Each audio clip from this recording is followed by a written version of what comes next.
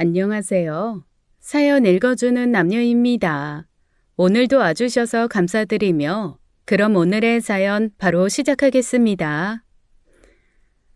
화창한 아침이었어요. 오랜만에 가족들이 모두 모이는 제 생일날 아침이었습니다. 부엌에서는 며느리들과 막내딸이 부산이 움직이며 음식을 준비하고 있었죠. 아이고, 이러다 어머님 생신상이 아니라 저녁상 차리겠어요. 누구 하나는 더 거들어야지. 아주 허리 나가겠네 진짜. 형님, 이거 어쩌죠? 잡채가 또 퍼졌어요. 어머니 작년에도 드시다가 숟가락 내려놓으셨는데 오늘도 못 드시면 저 큰일이에요. 다들 그렇게 힘 빼지 마세요. 저는요, 어머님 놀라 자빠지실 특급 메뉴 준비했어요. 이거 등장하면 다들 눈 뒤집어질걸요? 술은 아무도 안 사왔어요? 엄마 생신상에 술 빠지면 섭섭하지. 제가 지금 사올게요. 무슨 술 준비할까요? 엄마 좋아하시는 막걸리 아니면 소주? 맥주? 전 와인이요. 미역국에 무슨 와인이야? 저는 그 모습을 보며 연신 입가에 웃음을 띄웠어요. 그때까지는 그저 평화롭고 아름다운 하루가 될 줄로만 알았죠. 정말 딱 10분 뒤에 제 집 거실에 펼쳐질 지옥도는 상상도 못하고요. 잠시 뒤 제 생일상이 차려졌고 저는 아들, 딸, 며느리들과 자리에 앉았습니다. 기쁜 마음으로 숟가락을 들고 가장 먼저 미역국으로 손을 뻗었죠. 그렇게 한 입 더 입안에 넣었어요. 그리고 그것이 제 끔찍한 악몽의 시작이었습니다. 행복하게 입에 넣었던 미역국 한 입이 목구멍을 타고 내려가자마자 심상치 않음을 바로 느꼈어요. 진한 알싸한 느낌. 순간 저는 당황하며 숟가락을 던지고 말았습니다. 갑작스러운 제 행동에 가족들이 먹던 밥숟가락을 들고는 저를 바라보았죠. 숨이 탁 막히며 가슴이 조여오기 시작했습니다. 한순간에 제 얼굴은 새파래졌어요. 어떻게 해서든 숨을 쉬려고 했지만 숨을 쉴 수가 없었습니다. 눈이 튀어나올 것 같았고 실핏줄이 터져 피눈물이 났죠. 가족들은 제 모습에 놀라 소리를 지르고 우왕좌왕하기 시작했습니다. 누군가는 물을 가져오라 했고 다른 누군가는 급히 병원에 전화하라고 외쳤어요. 다들 당황해하며 어쩔 줄 몰라 했죠.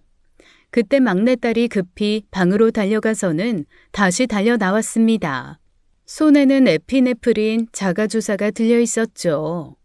막내딸은 침착하고 신속하게 제게 주사를 놓았어요. 엄마 알레르기 쇼크야. 얼른 119에 전화부터 해. 다들 뭐하고들 있어? 알았어. 민준아, 119 번호 뭐였지? 야, 이민준, 119 번호 뭐냐고? 미친 형, 정신 좀 차려. 119가 119지 그럼 몇 번이야? 내가 할 테니까 비켜. 어머니, 제발 숨 좀 쉬어보세요. 네? 어머님 정신 차리셔야 돼요. 어머, 어쩜 좋아. 얼마 지나지 않아 구급차 사이렌 소리가 아파트 단지를 가득 메웠습니다. 저는 당장 들것에 실려 1층으로 내려왔죠.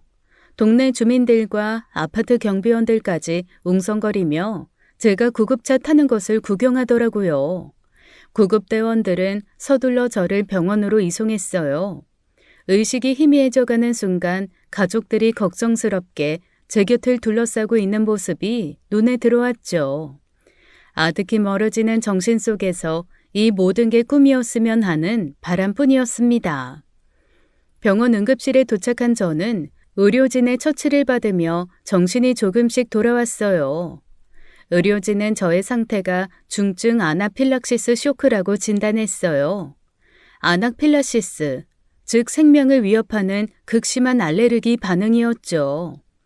의료진은 여러 검사를 진행했고 하루가 지난 다음 날 나온 결과는 충격적이었습니다. 새우 알레르기였어요. 가족들 모두 제가 심각한 새우 알레르기가 있다는 사실을 알고 있었습니다. 저는 의료진에게 혹시 마트에서 구매한 음식 재료에 새우가 조금이라도 실수로 섞인 건 아닌지 조심스럽게 물었죠. 하지만 의사는 그렇게 가벼운 수준이 아니라고 대답했어요. 그리고 의사는 조심스럽게 누군가가 고의로 제 음식에 새우가루를 넣었을 가능성을 제기했죠. 그것도 꽤 많은 양을 넣었기에 제 상태가 순식간에 위중해진 거라고 덧붙였습니다. 제가 뭘 잘못 들은 게 아닐까 싶어 다시 물었지만 대답은 같았어요. 말씀드린 것처럼 유통 과정에서 조금 묻은 수준으로 발생한 쇼크가 아닙니다. 함께 식사하신 분들 중 누군가가 고의로 음식에 알레르기 유발 음식을 넣었을 가능성도 배제할 수 없습니다. 그게 무슨 소리예요? 우리 가족 중에 그런 사람 없어요. 말도 안 되는 소리 하지 마세요. 어머님 심정 충분히 이해합니다만 이번 사건은 응급의료법상 저희가 경찰에 반드시 신고해야 합니다. 병원 측에서는 이 상황을 의무적으로 경찰에 신고해야 한다고 하더군요. 응급의료법에 따른 조치였어요. 의료진이 경찰에 신고한 뒤 얼마 지나지 않아 경찰이 병원으로 찾아왔습니다. 경찰은 제 병실에서 가족들의 진술을 확보하기 위해 가족 모두를 불러 모았죠. 저는 병실 침대에 누워 그런 광경을 무거운 마음으로 지켜봤어요. 정말 참담한 심정이었죠. 경찰은 당시 상황을 꼼꼼히 물으며 각자 음식 준비를 하던 역할과 동선을 확인했습니다. 아들들은 경찰 앞에서 진술을 하면서도 서로의 눈치를 보며 불편한 기색을 드러내기 시작했죠. 특히 3명의 며느리들은 서로를 향한 의심의 눈빛을 숨기지도 않았어요. 경찰이 병실을 떠난 후 아들들은 서로를 바라보며 목소리를 높이기 시작했습니다. 이게 말이 돼? 이거 분명 누군가가 의도적으로 어머니를 죽이려고 한 짓이야. 범인 누구야? 당장 자수 안 해? 형이 생각하는 범인은 누군데? 우리 가족 중에 있다고? 민규 너야? 서윤이 너냐? 참나, 어이가 없다 어이가 없어. 감히 우리 엄마를 죽이려고 해? 아주 걸리기만 해봐. 내가 뼈채로 갈아버릴 테니까. 형들, 진정 좀 해봐. 지금 범인이 누구라고 단정할 수 없어. 설마 우리 가족 중에 이런 짓을 할 사람이 있겠어? 흥분해서 아무나 붙잡고 의심하는 거 아니야. 정신들 차려. 민호 형, 솔직히 요즘 형 학원 망해간다며. 빚더미에 올라서 엄마 돈이 절실했다면서. 그래서 엄마한테 앙심 품고 이 짓 한 거 아니야? 솔직히 말해. 뭐? 이 새끼가 너 지금 말 다 했냐? 누가 할 소리를 해? 너 아파트 대출금 못 막아서 맨날 엄마한테 돈 달라고 징징댔던 건 기억 못해? 엄마가 사지 말라는 거 기어이 풀 대출 받아서 사더니 당장 돈 안 준다고 지난번에 어머니한테 소리 지르고 나갔잖아. 네가 범인 아니야? 형들 이러지 마. 가족끼리 왜 서로 잡아먹지 못해 안달이야. 지금 이러면 엄마 더 아프셔. 제발 정신 좀 차려. 너 제대로 대답해봐. 요즘 매일 은행에서 전화 오는 놈이 누구냐? 그 빚더미에 쌓여서 뭐든지 못할 게 없었겠지. 뭐라고 했어, 형? 형 지금 제정신이야? 내가 아무리 돈이 없어도 엄마한테 이런 미친 짓을 하겠냐? 형처럼 독한 사람은 또 모르지. 형들 제발 그만 좀 싸우라고. 하지만 셋째의 말리는 소리는 첫째와 둘째의 악소리에 묻혀 제대로 들리지 않았습니다. 급기야 첫째, 둘째, 형제 간의 말다툼은 점점 심해지며 몸싸움으로 번질 기세였어요. 저는 이 광경을 보며 참을 수 없는 슬픔과 절망을 느꼈습니다. 힘겹게 상체를 일으켜 형제들에게 소리를 쳤어요. 너희들 지금 뭐 하는 짓이야? 니들 엄마가 죽다 살아났는데 지금 내 앞에서 형제들끼리 서로 주먹질을 해? 이 한심한 놈들. 당장 내 눈앞에서 꺼져. 꼴도 보기 싫으니까 다들 나가라고. 아들들은 순간 멈칫하며 저를 바라보더군요. 뭘 멍하니 쳐다보고 있어? 어서 나가라고. 당장 다 꺼지란 말이야. 아들들이 말없이 병실을 나가고 홀로 남겨진 저는 병실 침대에 힘없이 누웠어요. 자식들이 서로를 의심하며 싸우는데 정말 딱 죽고 싶은 심정이었죠. 막내딸만이 조용히 제 곁에서 걱정스럽다는 눈으로 저를 지켜보았습니다. 저는 그런 막내딸을 보며 눈시울이 뜨거워졌어요. 대체 어쩌다가 일이 이 지경까지 온 건지 알 수가 없었죠. 저는 조용히 눈을 감고 과거 며느리들과 있었던 일들을 하나씩 떠올렸습니다. 몇 년 전 첫째 아들 내외가 저를 찾아왔어요. 당시 첫째는 운영 중인 학원의 확장 이전을 하고 싶다며 제게 큰돈을 지원해달라고 부탁했어요. 하지만 학원이 이미 잘 운영되고 있다고 생각한 저는 그 제안을 듣자마자 당황스러웠습니다. 무엇보다 이미 이전에도 몇 차례 비슷한 이유로 금전 지원을 해준 적이 있었기에 그때만큼은 거절을 했어요. 이번엔 못한다. 내가 니들 은행 창꾼이야? 너희들 그동안 내가 준 돈 다 어디 갔어? 이제 그만 좀 해라. 어머님, 진짜 저희 너무 힘들어요. 솔직히 이번에 정말 급해서 어쩔 수 없이 어머님 찾아온 거예요. 그런데 그렇게 딱 잘라 말씀하시면 저희는 어떡하라고요? 어머니, 저 진짜 난감합니다. 그러지 말고 진짜 마지막이다 생각하시고 딱 한 번만 더 고민 좀 해주시면 안 될까요? 네? 안 돼! 그만들 돌아가라. 제가 거절의 말을 꺼내자 첫째 며느리의 얼굴이 순간 굳어지는 것을 분명히 보았습니다.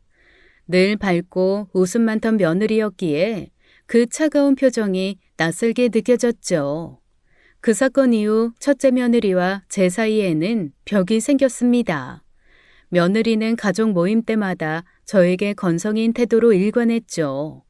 가볍게 인사를 할 때조차 제 눈도 잘 마주치지 않았어요. 그러던 어느 날 첫째 아들이 혼자 저를 찾아왔습니다. 어머니, 이 얘기 다시 꺼내서 정말 죄송한데요. 영미가 계속 서운해해서 저도 집에서 좀 힘듭니다. 어머니가 한 번만 더 생각해 주시면 안 될까요? 이러지도 저러지도 못하고 아주 죽겠습니다. 저는 그 말을 듣고 한숨을 쉬었습니다.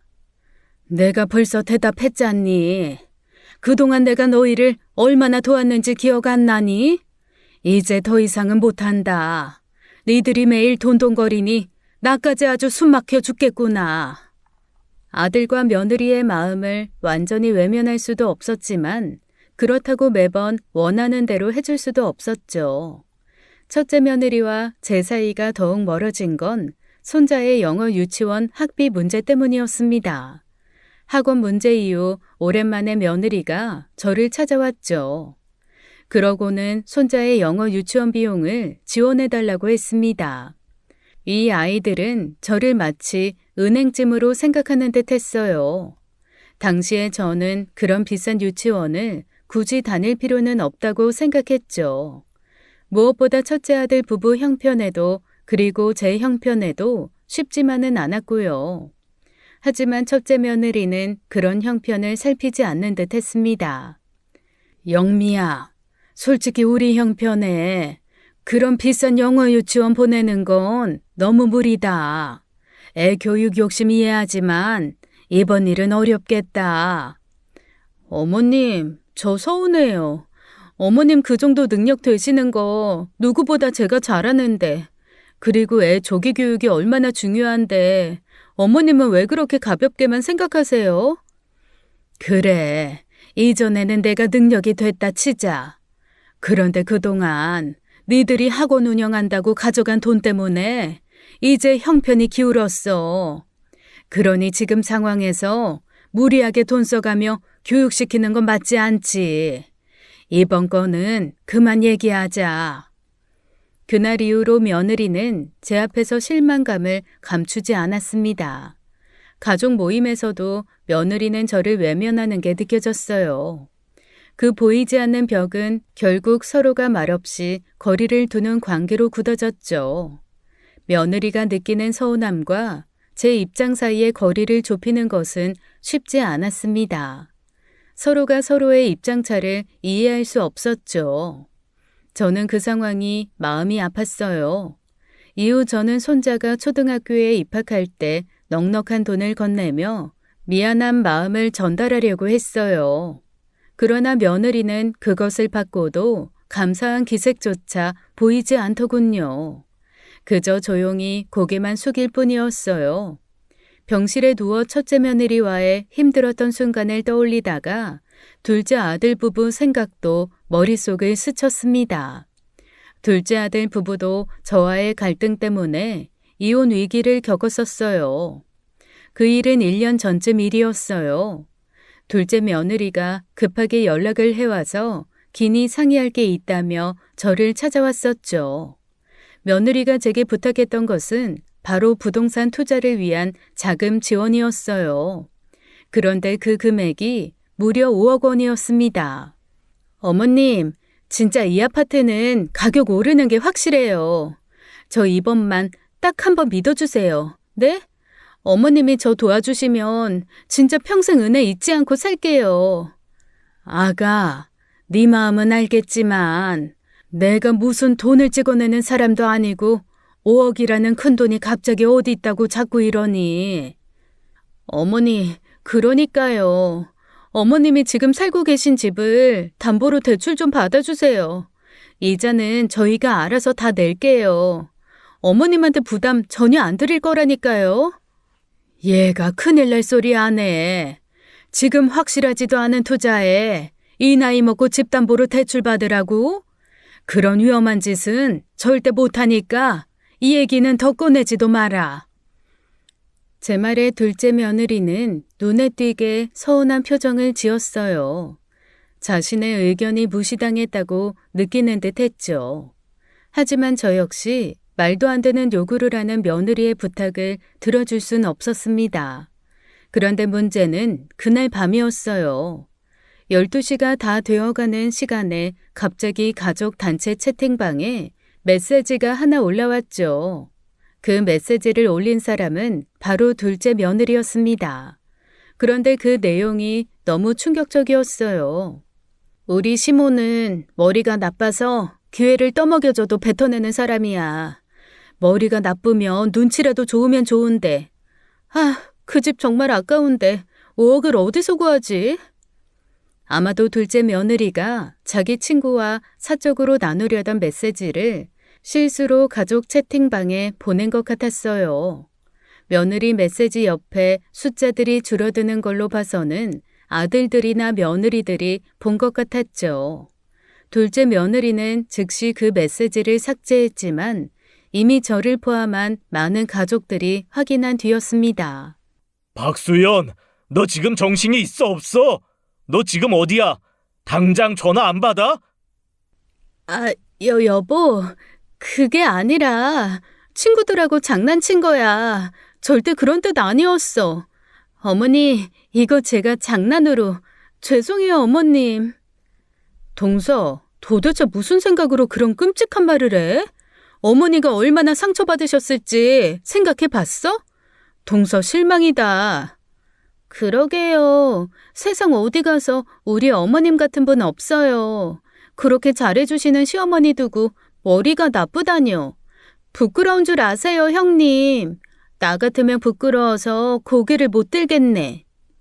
새언니, 이번엔 진짜 너무했어요. 없는 자리에서는 나라님도 욕한다지만 아무리 그래도 엄마한테 그런 식으로 말하면 안 되죠. 빨리 엄마한테 제대로 사과하세요. 둘째 아들은 그날 밤 며느리에게 매우 크게 화를 냈다고 들었어요. 이후 둘째 며느리가 저를 찾아와 직접 사과를 했죠. 어머니, 정말 죄송해요. 제가 그 집이 너무 아까워서 순간적으로 너무 화가 나서 아무 생각 없이 그만. 정말 실수였어요. 제발 한 번만 용서해 주세요. 제가 진짜 어리석었어요, 어머니. 얘야, 네가 그동안 나한테 불만이 있었는지 몰라도 가족한테 할 말과 못할 말은 가려서 해야지. 사람이 어쩌면 그렇게 가벼워? 이번 기회에 제대로 반성하면서 네 행동 똑바로 돌아봐라. 그 사건 이후로 둘째 며느리는 가족 모임의 모습을 드러내는 일이 확연히 줄어들었습니다.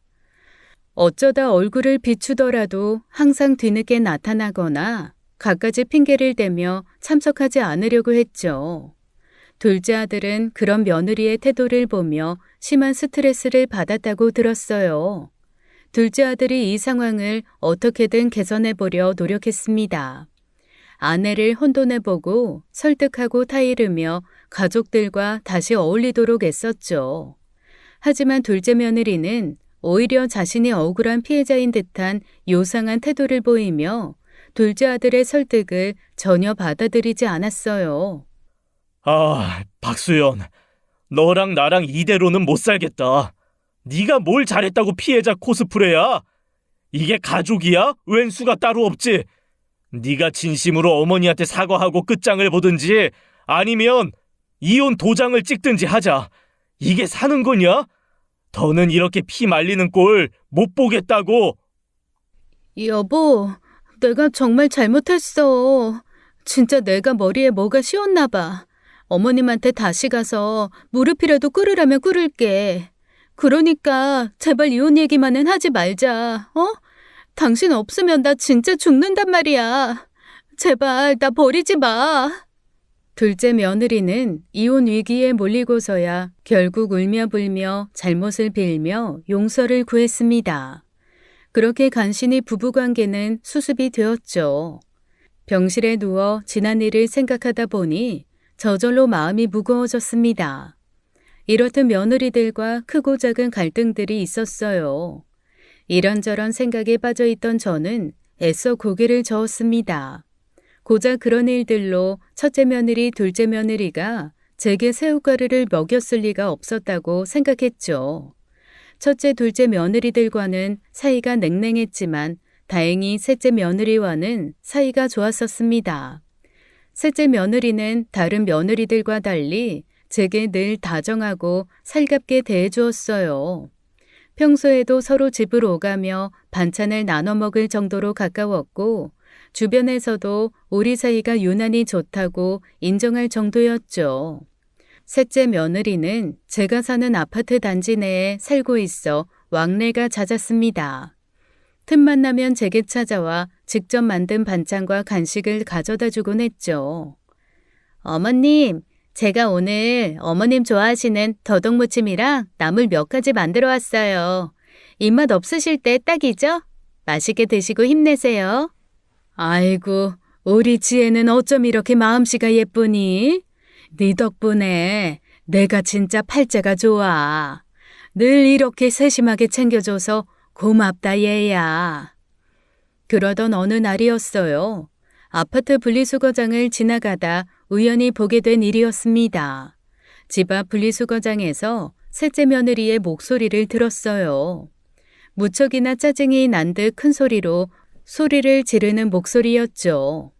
저는 며느리에게 무슨 일이 생겼다는 생각에 급히 그쪽으로 향했습니다. 그곳에는 며느리와 아파트 경비원분이 마주 서 있었어요. 아, 저기요 세대. 미안한데 쓰레기 좀 제대로 분리해서 버려주시면 안 될까요? 다들 불편해하셔서 부탁 좀 드릴게요. 엄마? 아저씨, 지금 무슨 소리 하는 거예요?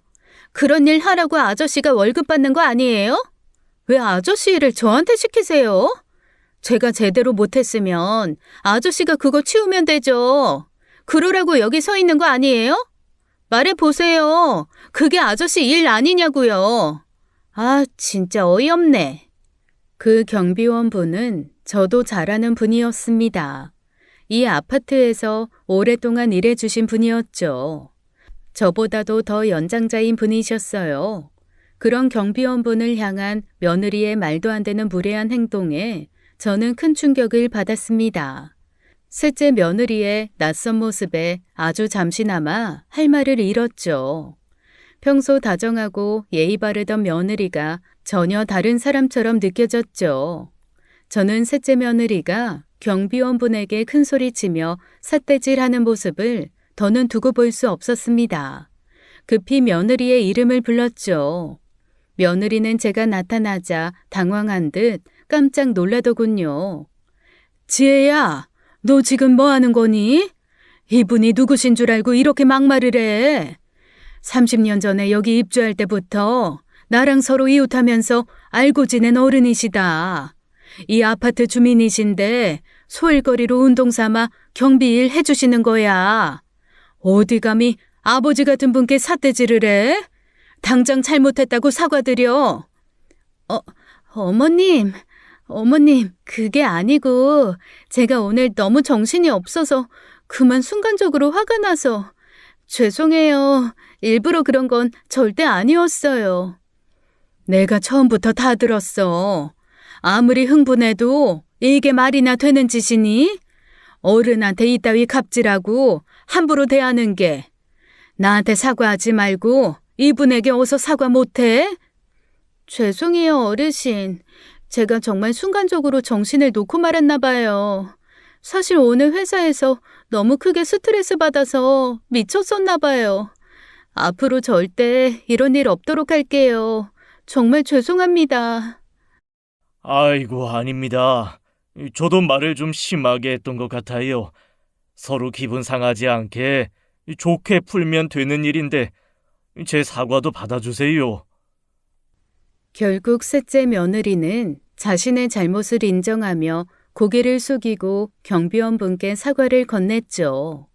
그 사건이 있고 난 후 저는 잠을 이루지 못했습니다. 평소에 셋째 며느리와 관계가 누구보다도 좋았기에 더욱 마음이 안타까웠어요. 다음날 셋째 며느리가 집에 찾아왔더군요. 며느리도 어젯밤 내내 잠을 못 자고 자신이 했던 행동을 계속 되돌아보았다며 깊은 반성을 했다고 했습니다. 어머님, 제가 어제 정말 경솔했어요. 너무 부끄러워서 밤새 잠도 못 잤어요. 요즘 제가 집안일이랑 회사 일이 겹쳐서 스트레스가 심했나 봐요. 그래서 어제 순간적으로 짜증을 참지 못했어요. 그러면 정말 안 되는 거였는데 정말 부끄럽고 죄송해요. 살다 보면 스트레스 받을 때도 있고 순간적으로 잘못할 때도 있지. 그래도 앞으로 어른들께 그렇게 하는 건 정말 안 된다. 조심하렴. 제 말에 며느리는 앞으로 절대로 그런 무례한 행동을 하지 않겠다고 약속했어요. 하지만 저 역시 그 사건은 충격이었기에 쉽게 마음을 완전히 풀지 못했죠. 그저 알겠다고 하며 셋째 며느리를 집으로 돌려보냈습니다. 그리고 며칠이 지난 어느 아침이었어요. 아침 운동을 나가는데 마침 경비원분께서 단지 청소를 하고 계시다가 저를 보고 반갑게 다가오셨습니다. 아이고, 어제 밤늦게 셋째 며느님이 저한테 직접 찾아와서 정말 정중하게 사과를 하시더라고요. 어찌나 미안해 하든지 몇 번이고 머리를 숙이는데 그 비싼 소고기 선물까지 챙겨오셔서 제가 다 민망할 정도였습니다. 우리 며느리가 그렇게까지 했다고요? 지혜가 정말로 많이 미안했었나 보네요. 제가 다시 한번 사과드릴게요. 정말 죄송합니다. 아이고, 아닙니다, 여사님. 제가 오히려 너무 미안해졌습니다. 며느님께서 그렇게 진심으로 사과하시는데 제가 다 감동을 받아서 마음이 아주 훈훈해지더라고요. 며느리가 저 모르게 이렇게 진심으로 반성을 하고 있고 경비원분에게 직접 찾아가 사과를 했다는 것이 무척이나 기특하고 고마웠죠. 이후 며느리는 한동안 제게 반성하는 모습을 보였어요. 그래서 저도 어느덧 마음이 완전히 풀어지기 시작했죠.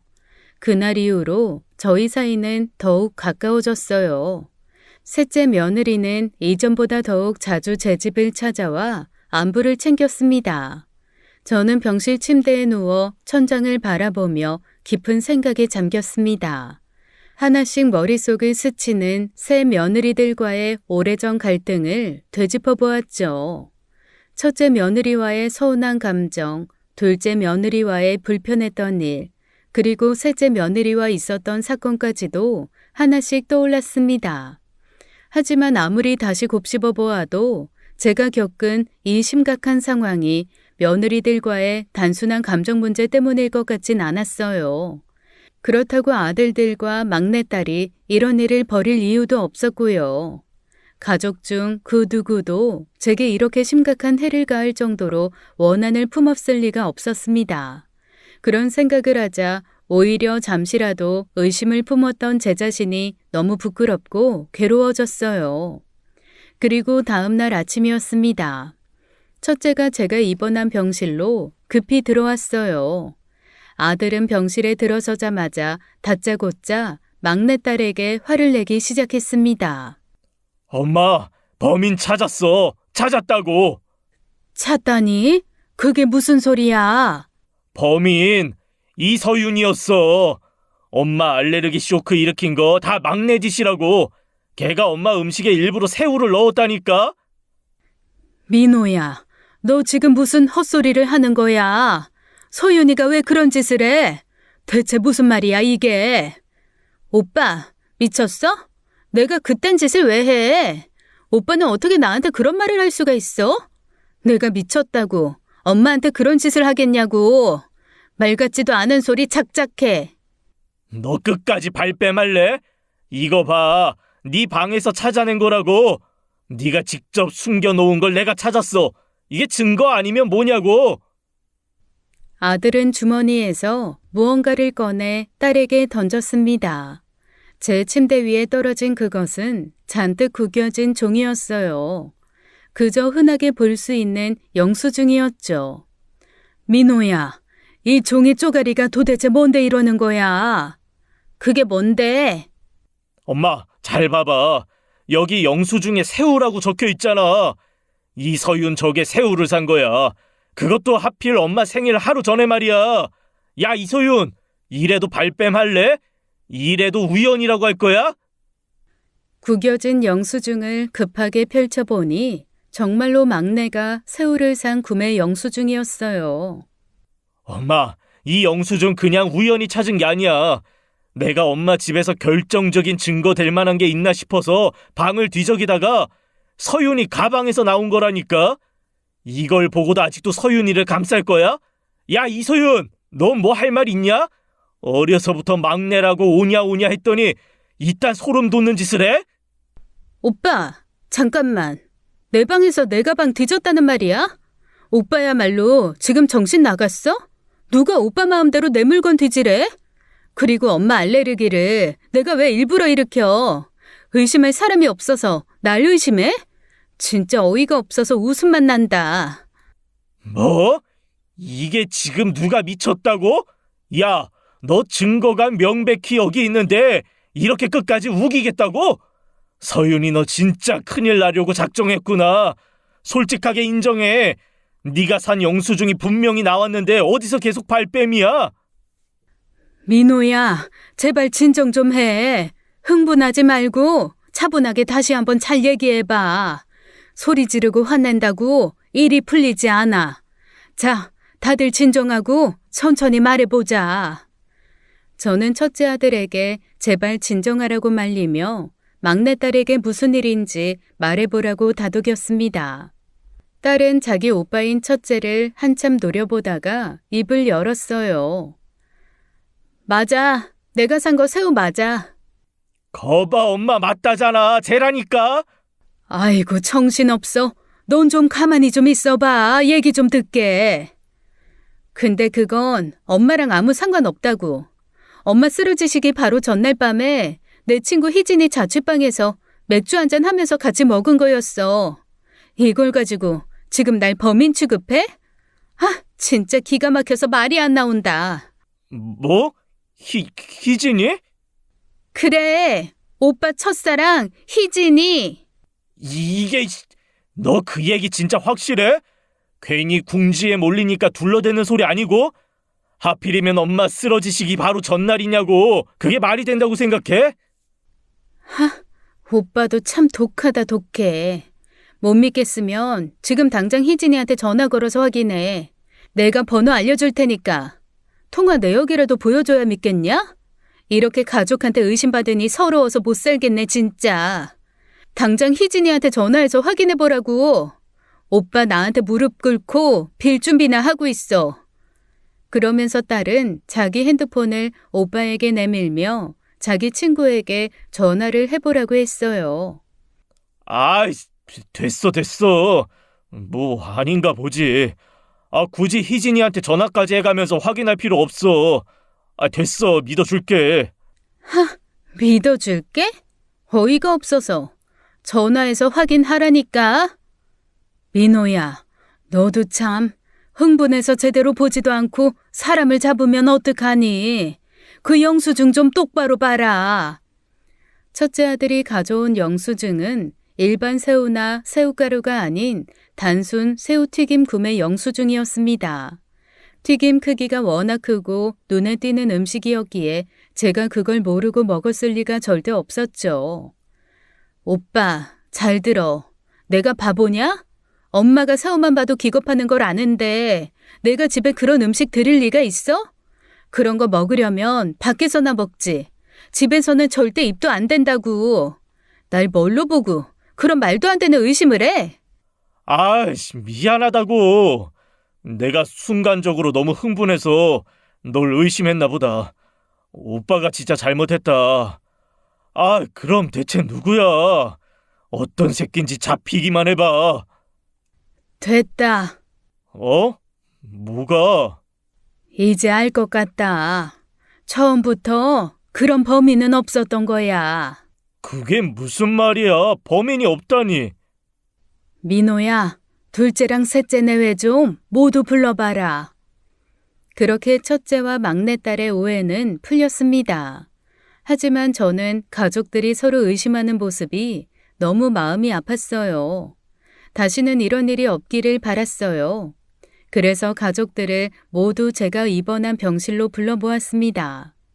얘들아, 이번에 엄마가 쓰러진 일은 아무리 생각해봐도 그냥 우연한 실수인 것 같다. 괜히 서로 의심하고 잡아먹을 때 싸우지 말고 앞으로는 서로 믿고 의지하면서 살자. 가족끼리 믿음 깨지면 그땐 정말 다 끝인 거야. 알겠니? 엄마, 그래도 이게 어떻게 그냥 실수야. 엄마 생명이 오락가락한 엄청난 일이었는데 우연치고는 너무 섬뜩하지 않아? 솔직히 아직도 난 이해가 안 가. 그래, 네 말도 맞지만 미역이 됐든 소고기가 됐든 마트에서 팔리는 과정에서 새우가루 같은 게 얼마든지 묻을 수 있는 거 아니겠어? 세상에 얼마나 별일이 다 있냐. 괜히 이런 일 가지고 가족끼리 원수 만들지 말자. 서로 마음 다치면 그거 나중에 후회해도 늦는다. 엄마 맞아요. 내가 흥분해서 막내한테 막 소리 지르고 했는데 생각해보니까 진짜 철없이 굴었어요. 엄마 말씀 듣고 나니 얼굴이 더 뜨겁네요. 진짜 죄송해요. 앞으로는 무조건 엄마 말씀 따를게요. 저도 사실 형한테 별 근거 없이 의심하고 삿대질하고 지나고 보니 참 못난 짓을 했네요. 괜히 의심만 키워서 집안꼴 사납게 만든 것 같아요. 정말 죄송해요, 어머니. 형, 미안해. 야, 나도 미안하다. 형이란 놈이 동생들 의심이나 하고. 미안하다. 그러니까 우리가 피를 나눈 형제잖아. 이런 일로 마음 상하고 그러면 쓰겠어? 앞으로는 절대 이런 꼴 안 나도록 내가 확실하게 단속할게. 그래도 오빠들이 빨리 정신 차려서 다행이다. 또 나 의심하면 나 진짜 가출할 거야. 가족끼리 서로를 속으로 의심하는 것만큼 슬픈 일이 어디 있나요? 다행히 아이들은 제 뜻을 잘 따라주는 듯 했죠. 하지만 그 평화로운 시간은 만 하루를 버티지 못했습니다. 다음 날 이른 아침에 경찰서에서 연락이 왔거든요. 어머님, 검사 결과가 나왔는데요. 어머님이 드신 미역국에서 다량의 새우가루가 나왔습니다. 그 양이 너무 많아서 이건 누군가가 일부러 넣었다고밖에는 볼 수 없습니다. 죄송하지만 가족분들 중에서 고의적으로 이 새우가루를 넣은 사람이 있다고 보는 게 가장 합리적인 상황입니다. 그 말을 듣는 순간 저는 온몸에 힘이 빠지더군요. 전날 저녁까지만 해도 가족 간에 서로를 의심하지 말자고 일장연설을 했었어요. 분명 아무것도 아니라고 애써 믿으면서요. 하지만 끔찍한 진실 앞에 저는 눈을 질끈 감았습니다. 이제 문제는 단 하나였습니다. 대체 누가 왜 제게 이런 끔찍한 짓을 했을까? 이것이었죠. 아무리 생각해도 이해할 수가 없었습니다. 서글프기만 했어요. 며칠 후 저는 퇴원을 했습니다. 그 뒤에도 제 마음은 여전히 무거웠어요. 며칠 동안 저는 집안에서 거의 나오지 않고 조용히 지냈죠. 그러던 어느 날 집 초인종이 울렸습니다. 문을 열어보니 아파트 경비원 아저씨가 서 계셨어요. 저번에 셋째 며느리와 분리수거 문제로 싸웠던 그분이셨죠. 경비원 아저씨는 아무도 없는 엘리베이터 앞을 조심스럽게 살피며 둘러보셨습니다. 왜 그러세요? 저 혹시 집에 자녀분들이나 며느리분들 없지요? 네, 그렇긴 한데 무슨 일 있으세요? 저 여사님, 제가 여기서 근무한 지도 오래됐고, 사실 여사님하고도 이 동네에서 오랫동안 이웃하고 있잖아요. 그래서 여사님이 새우 알레르기 있는 것도 제가 잘 알고 있습니다. 저번 주에 여사님께서 알레르기 쇼크로 119 타고 병원 가시는 것도 제가 지켜봤는데 정말 걱정 많이 했습니다.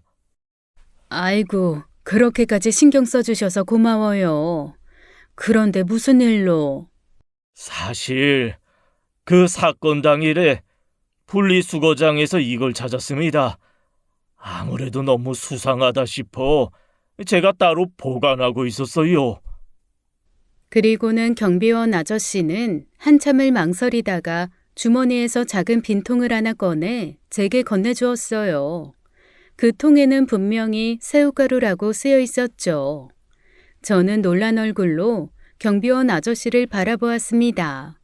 경비원 아저씨는 잠시 망설이다가 걱정스러운 표정으로 말을 이었습니다.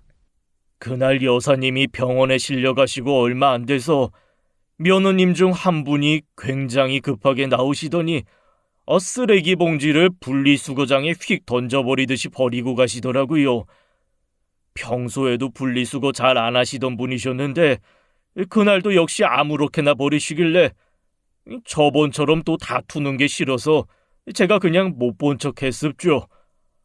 그분이 가신 다음에 제가 마음이 불편해서 직접 분류를 좀 하다가 우연히 이 새우가루통을 발견한 겁니다. 그 순간 왠지 모르게 느낌이 이상해서 혹시 몰라서 따로 보관해둔 겁니다. 저는 경비원 아저씨의 말을 들으며 너무 큰 충격에 숨조차 제대로 쉴 수가 없었습니다. 빠르게 뛰는 심장을 진정시키며 이내 조심스레 물었죠. 그 며느리가 혹시... 네. 그게 이 집 셋째 며느리였습니다. 그 말을 듣는 순간 저는 정말 기절하는 줄 알았어요. 설마 했는데 세상이 무너지는 느낌이었죠. 저는 떨리는 손으로 가까스로 현관문 손잡이를 잡았습니다. 경비원 아저씨가 급히 저를 부축해 주었죠. 여사님, 이거 참 말하기 조심스러운데요. 제가 느낌이 너무 싸해서 그 며느님이 버리고 가신 쓰레기 봉지를 아예 경비실에 고이 모셔놨습니다. 이 나이에 별짓 다 한다 싶지만 혹시 몰라서요. 아무 일 아니면 좋겠는데 말입니다. 아이고, 지혜야. 세상에, 이걸 내가 어떻게 믿으라고요. 아니, 누구보다도 날 챙기고 살갑게 구는 애였는데 그런 애가 어쩌자고 이런 끔찍한 짓을 해요. 믿으려고 해도 도저히 믿어지지가 않네. 어떻게 이럽니까? 아휴, 정말 정신줄을 놓고 싶다는 게 이런 거구나 싶네요. 이 현실을 받아들이는 게 너무나 고통스러웠습니다. 마음속 깊은 곳에서부터 배신감이 밀려오기 시작했죠. 깊은 고민 끝에 다음날 셋째 며느리를 조용히 집으로 불렀습니다. 증거 이야기는 일절 꺼내지 않고 그저 며느리의 눈을 바라보며 조심스럽게 말을 꺼냈어요. 지혜야, 내가 이 말을 하는 게 정말 기가 막히고 괴로운데 솔직히 너한테 직접 확인을 해야겠구나. 내 생일날 미역국에 새우 넣은 게 혹시 네가 한 짓이니?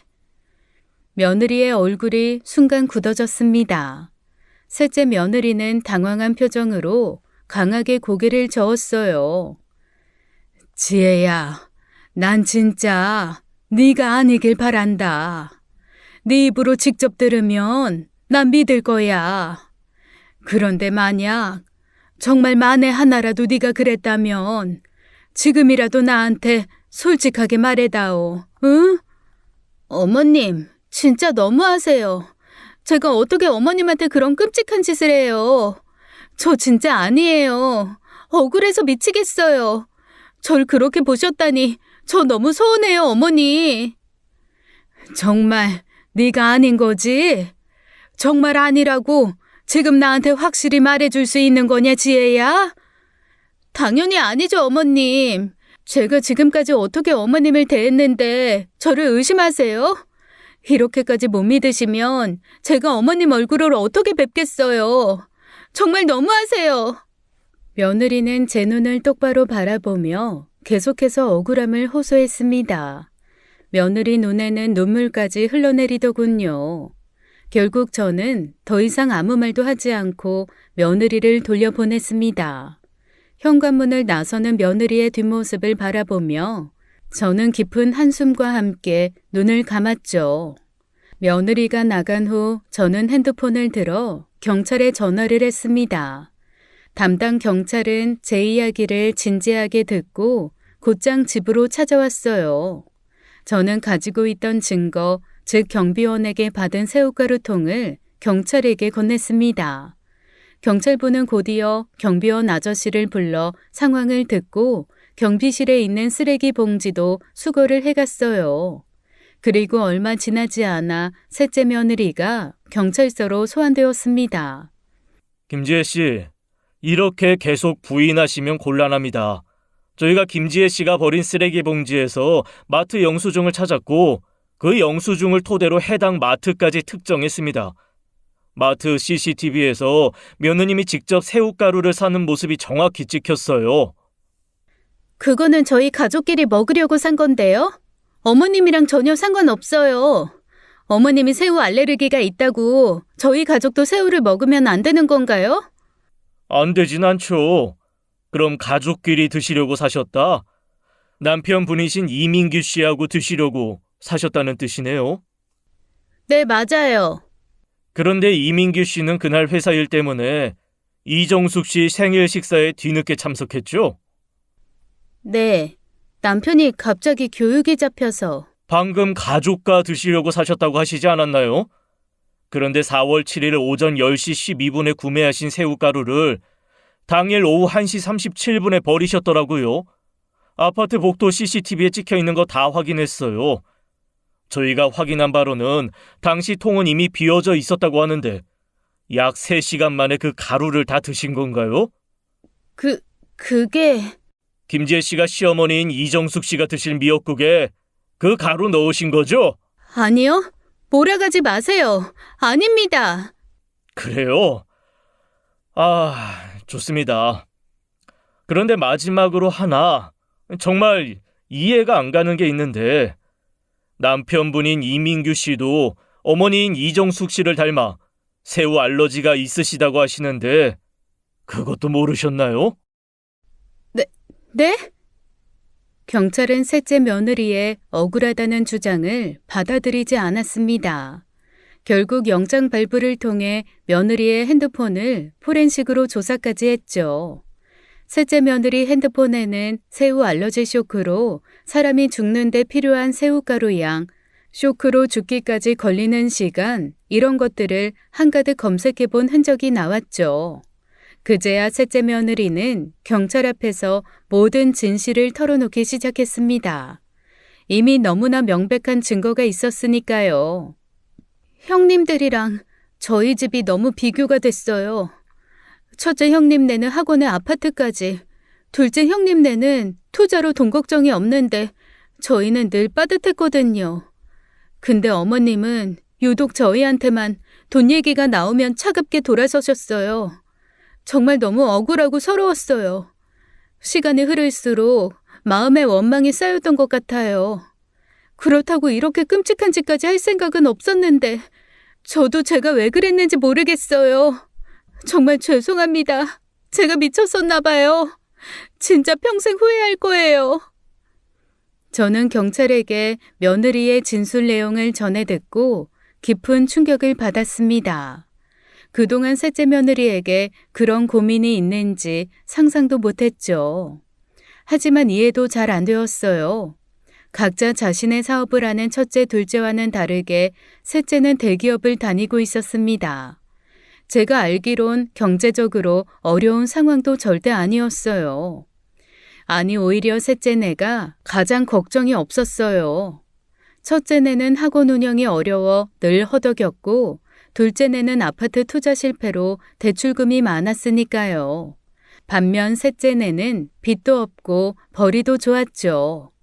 만약 정말 며느리 말대로 그렇게 힘든 상황이었다면 제가 가만히 있었을 리도 없었고요. 무엇보다 그렇다고 하더라도 셋째 며느리가 했던 끔찍한 행동은 어떤 이유로도 용서받기 어려웠죠.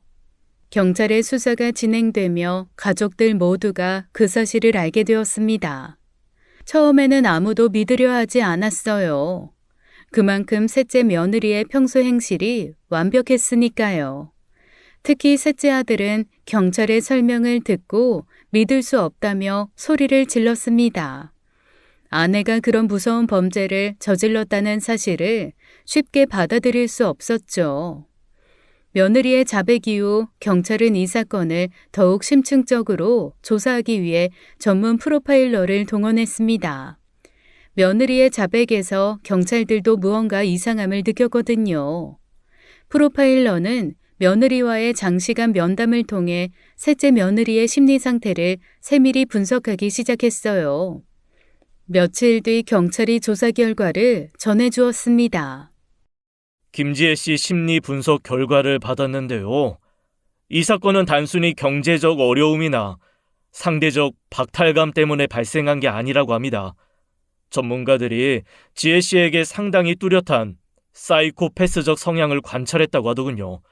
결국 이번 범행의 진짜 원인은 경비원에게 무례하게 행동한 걸 이정숙 씨께서 강하게 질책하신 일 때문이라고 결론 내렸습니다.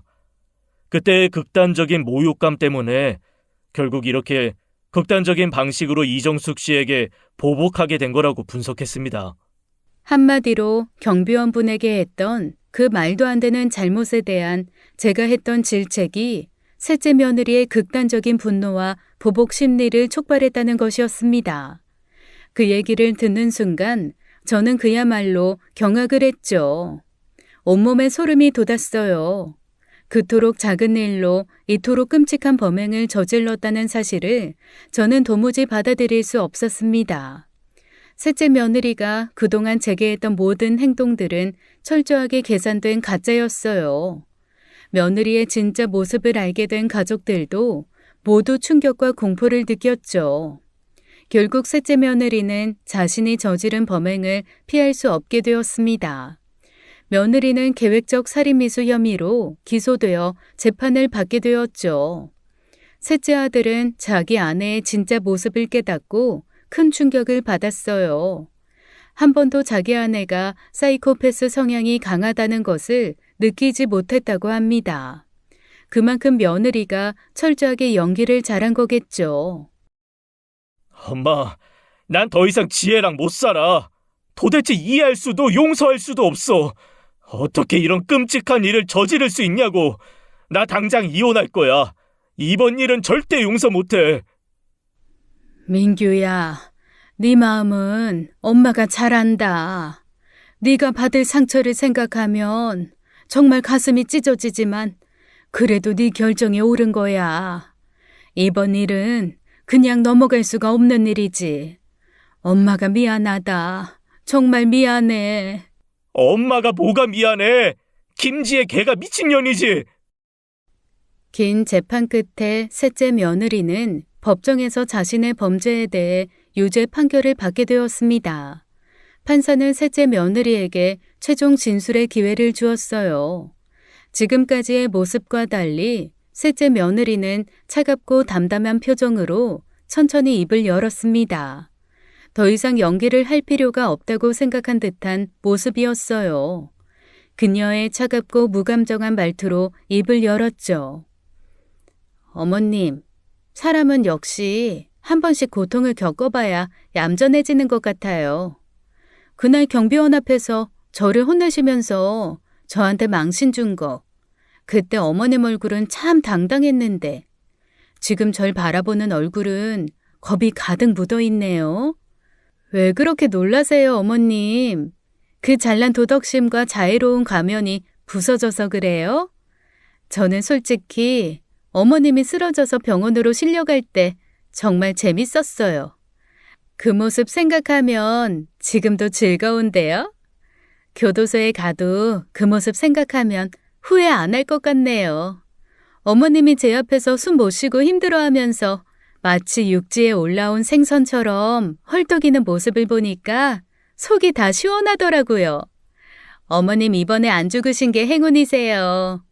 저는 사람들이 만들어둔 법 때문에 처벌을 받지만 잘못했다고 생각하지 않습니다.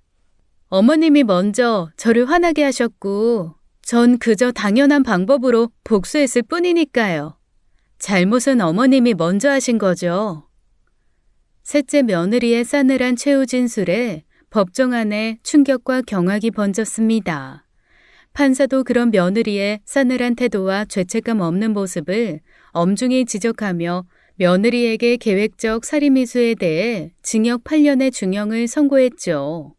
놀라운 건 선고를 받은 그 순간에도 며느리는 표정 하나 바뀌지 않고 무덤덤한 눈빛으로 저를 바라보았습니다. 그 모습에 저는 온몸에 소름이 돋았죠.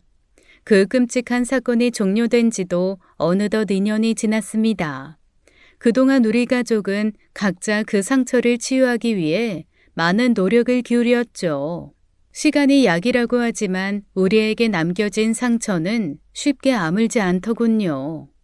셋째 아들은 긴 법정 다툼 끝에 결국 아내와의 이혼 절차를 마쳤습니다. 아들은 이혼 후에도 한동안 깊은 충격에서 쉽게 벗어나지 못했어요. 저는 그런 아들을 바라볼 때마다 가슴이 찢어지는 듯한 아픔이 느껴졌죠. 셋째 며느리는 항소를 했지만 법정에서 최종적으로 징역 8년을 확정했습니다. 현재도 교도소에서 복역 중이에요. 며느리가 교도소로 향하던 날 저는 아무도 모르게 혼자 눈물을 흘리며 밤을 보냈습니다. 며느리와 함께했던 지난 행복한 기억들이 자꾸만 떠올라 마음을 아프게 했죠. 그 모든 게 연기였다니 믿기지가 않았어요. 그날의 사건 이후 저는 지속적으로 병원을 다니며 심리상담과 약물 치료를 받고 있습니다. 처음에는 매일 밤 악몽과 불안 속에서 잠을 이루지 못했지만 이제는 점점 마음의 안정을 되찾아가고 있죠. 그런 제 곁을 막내딸과 아들들이 번갈아가며 지켜주고 있습니다. 첫째와 둘째 며느리와의 관계는 여전히 조심스럽고 조용히 유지되고 있어요. 다만 그 사건으로 저와 며느리들은 서로의 입장을 이해하며 한 걸음씩 양보하고 있죠. 이제는 서로 말없이 이해하고 배려하며 조금씩 상처를 치유해 가고 있습니다. 누구도 지난 사건을 입에 올리지 않으려 하고 있어요. 그만큼 충격적인 사건이었으니까요. 앞으로 시간이 얼마나 걸릴지 모르지만 우리 가족은 함께 그 상처를 극복하며 다시 일어나려 합니다. 그날의 끔찍한 기억이 완전히 사라질 수는 없겠지만요. 저는 오늘도 조용히 가족들의 곁에서 하루하루를 살아가고 있습니다. 지금까지 사연 읽어주는 남녀였습니다. 끝까지 시청해주신 여러분 감사드리며 저희는 다음 사연으로 돌아올게요. 감사합니다.